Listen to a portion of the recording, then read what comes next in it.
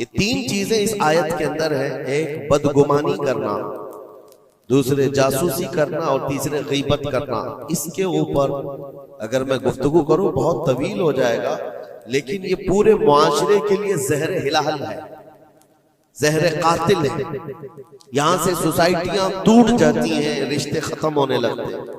بدگمانی کرنا، شک کرنا، یہ ایک اسی کی قسم ہے.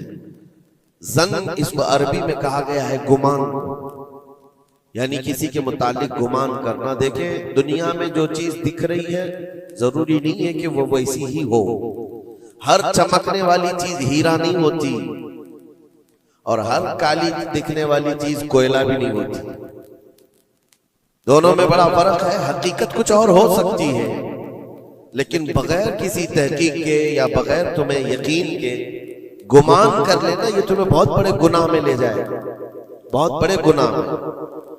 اب گمان کی قسمیں بھی میں آپ کو بتاؤں گا. اس سے قبل میں آپ کو بتاؤں سر، سیدنا جنید بغدادی رضی اللہ تعالیٰ عنہ جو سید الطائفہ ہیں، ولیوں کے سردار، اپنے زمانے کے قطب، گھر میں بیٹھے ہوئے تھے. بڑے آپ گھر سے بھی مالدار تھے، بہت سارے لوگ اپنی ضرورت لے کر کے آتے تھے.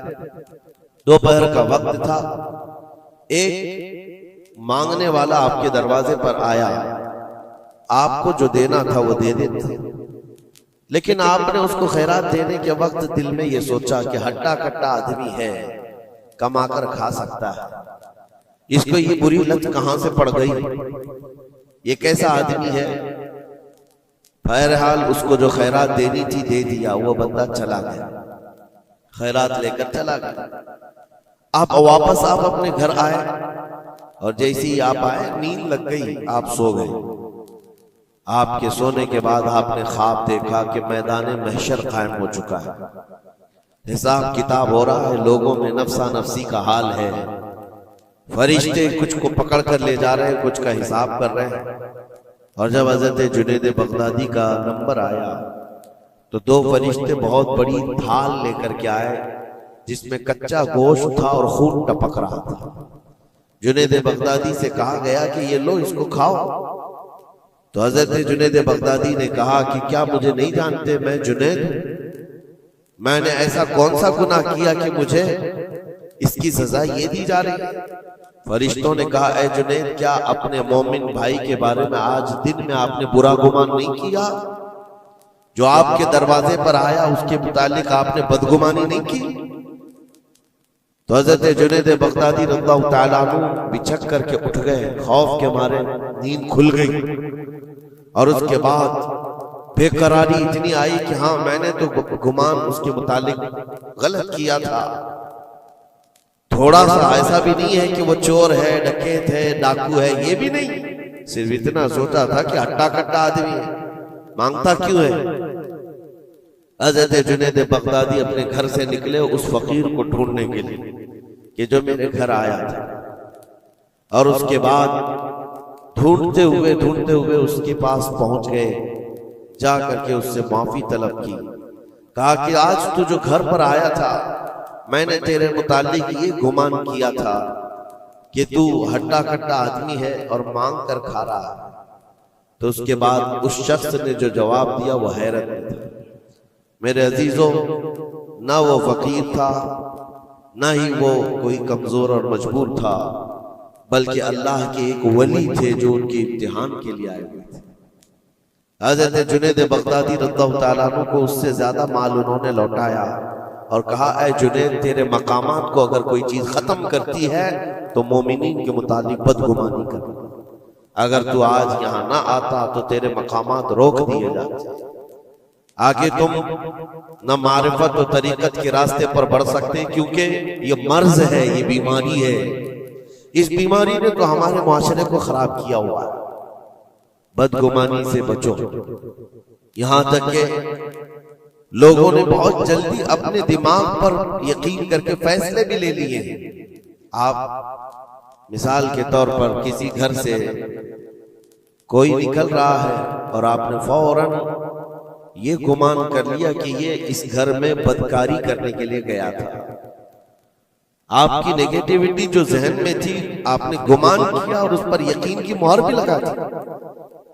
نہ اس سے آپ نے جا کر پوچھا کہ کون ہے، کیوں آیا تھا. اسی طرح کی ایک اور بات میں آپ کو بتاتا ہوں. حضرت شفیق بلخی بڑے بزرگ دریائے دجلہ کے کنارے آئے، دیکھا کہ ایک مرد، ایک نوجوان ہے، عورت کو گود میں سلایا ہوا ہے دریا کے کنارے، اور شراب کی بوتل ہاتھ میں لیے بیٹھا ہے. اس طرح کا ماحول تو بغداد کا نہیں تھا، پردے کا ماحول تھا، اسلامی ماحول تھا. لیکن کھلے عام کوئی دریائے دجلہ کے کنارے اس طرح بیٹھے اور وہ بھی اولیاء کی نظر پڑے تو ان کے لیے تو بہت حیرت کی بات تھی. حضرت شفیق بلخی نے دیکھا، کہا ہائے افسوس زمانہ کہاں آ گیا. لوگ کھلے عام عورتوں کو لے کر باہر سونے میں باہر مزے کرنے لگ گئے، اور کھلے عام اب شراب بھی پی جانے لگی. شراب بھی پی جا رہی ہے، خود بھی پی رہا ہے، اس عورت کو گود میں تھوڑا تھوڑا سا پلا بھی رہا ہے. حضرت شفیق بلخی نے کہا کہ بہت سخت حالات ہو گئے بغداد میں، اتنی عیاشیاں میں پہلی مرتبہ دیکھا. اسی اثنا میں ایک کشتی دریائے دجلہ میں ہچکولے کھاتی ہوئی آ رہی تھی، اور اس کشتی کا بیلنس بگڑا ہوا تھا، وہ آگے بڑھ نہیں پا رہی تھی. ادھر ادھر کرتے کرتے اچانک وہ کشتی پلٹ گئی، اس میں 10 لوگ سوار تھے، سب کے سب دریا میں ڈوب گئے. یہ جو نوجوان کنارے پر بیٹھا تھا، اس عورت کو جو گود میں لیے بیٹھا تھا، عورت کو اٹھایا اور اس کو سائڈ کیا، بھاگتا ہوا گیا دریا کے پاس. یوں ہاتھ ڈالتا تھا، ایک آدمی کو نکالتا تھا اور باہر کرتا تھا. نہ اس کے پاؤں پانی میں ڈوبتے تھے. یوں سمجھ لیں کہ جیسے دریا میں کوئی کھڑا ہے اور اپنے ہاتھ ڈال ڈال کر کے نکال رہا ہے. 9 آدمیوں کو اس نے اپنے ہاتھوں سے دریا سے نکالا اور باہر کیا، اور اس کے بعد ایک آدمی بچ گیا تھا. اس نوجوان نے حضرت شفیق بلخی کی طرف دیکھا جو وہیں کھڑے تھے.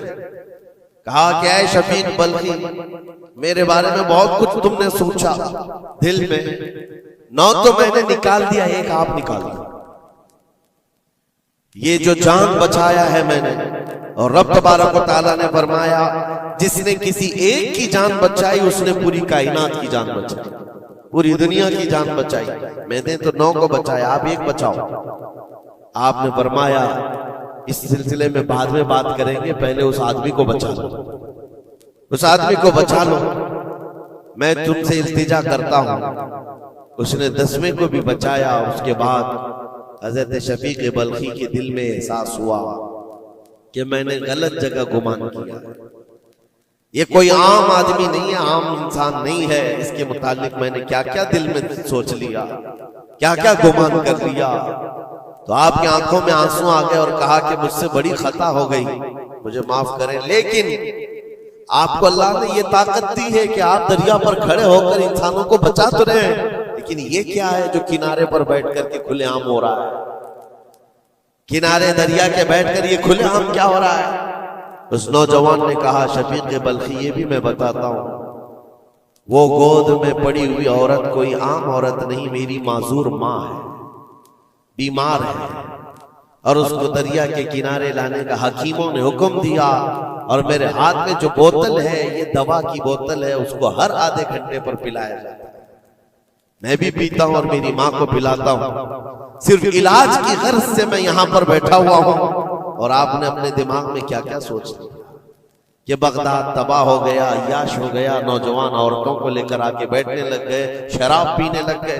میرے عزیزو یہ بہت بڑے ولی کامل کی بات کر رہا ہوں، حضرت شفیق بلخی. لیکن ان کو خطا کا احساس ہوتا تو وہ روتے، گڑ گڑاتے اور توبہ بھی کرتے. ہمارے تو حالات ایسے ہیں کہ ہم نے تو بلڈنگیں بنا لی اپنے گمان پر، عمارتیں بنا لی، فلاں کے متعلق ایسے ایسے معاملات ہیں، اور اسی پر ہم عمارتیں بنانا شروع کر دیتے ہیں، جبکہ ہمارے پاس یقین کے لیے ایک دلیل بھی نہیں ہوتی.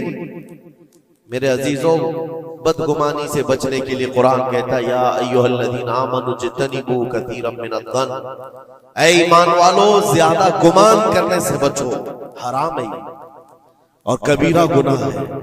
یہاں تک کہ فرمایا گیا کہ بدگمانی کرو گے مومنین کے متعلق، کل قیامت کے دن فیصلہ ہوگا، اور اگر تمہارا گمان غلط نکلا تو ساری نیکیاں تمہاری اٹھا کر اس بندے کو دیجیے جس کے متعلق بدگمانی کیا تھا، اور تم نیکیوں سے اگر خالی تھے تو یہ مت سمجھنا کہ اب کچھ نہیں لیا جائے گا، بلکہ جس کے متعلق بدگمانی کیے تھے اس کے گناہ اٹھا کر تمہارے اوپر ڈال دیا جائے گا۔